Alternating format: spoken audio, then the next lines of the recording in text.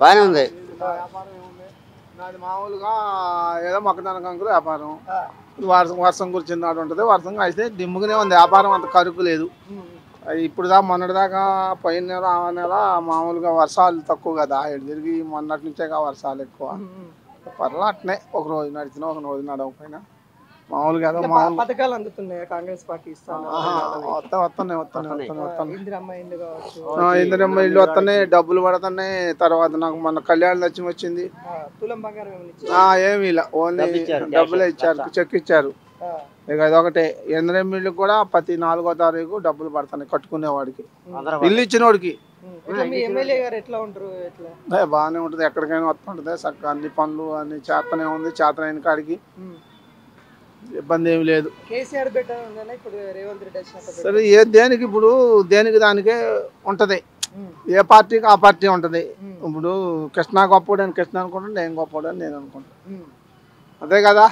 అది ఏ పార్టీ పనులు అయితేనే ఉండే, పనులు అయితే ఆగట్లా. రేవంత్ రెడ్డి అసలు పరిపాలన చేతులు అవ్వట్లేదు అంటారు అంటే అనేవాడు గిట్టనవాడు అంటనే ఉంటాడు. ఏముంది ఇప్పుడు కృష్ణ మంచోడు కాదు, నాట్లు 3 అరటికాయలే ఇచ్చిండు అంటాడు. రేవంత్ రెడ్డి చేయకపోవడం ఏంటి? ధైర్యం గల్లోడు, ఉండే ధైర్యం గల్లోడు, ఆయన చేయకపోవడం ఏంటి?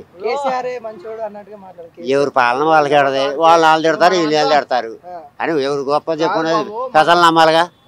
ప్రజల చేతిలో ఉండదు, అంతా పర్లా బాగానే చేస్తున్నారు. వాళ్ళు చేశారు, ఇల్లు చేశారు, వాళ్ళు చేశారు, చేయలేదని వాళ్ళు అనకూడదు. వాళ్ళు బాగానే చేశారు, వాళ్ళు చేశారు, వాళ్ళు చేశారు, వీళ్ళు చేస్తున్నారు. అప్పులు పాలు చేశారంటే ఆ రోజుల్లో అప్పులు అయింది, వాళ్ళు ఏం చేస్తారు? ఎవరి పాలన వాళ్ళకే ఉంటది. అది సర్పంచులు ఎంపీటీసీలు ఇట్లా లేరు కదా, లేరు. ఎట్లా ఉంది ఊళ్ళో వ్యవస్థ?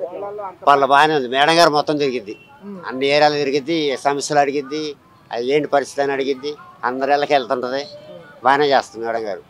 మళ్ళీ స్థానిక ఎలక్షన్లలో ఏ పార్టీ మెజార్టీ వచ్చే అవకాశం? అది చెప్పారు, అది చెప్పేది కాదు. అది మెజార్టీ ఎటువైపు చూస్తారు ప్రజలు అంటే?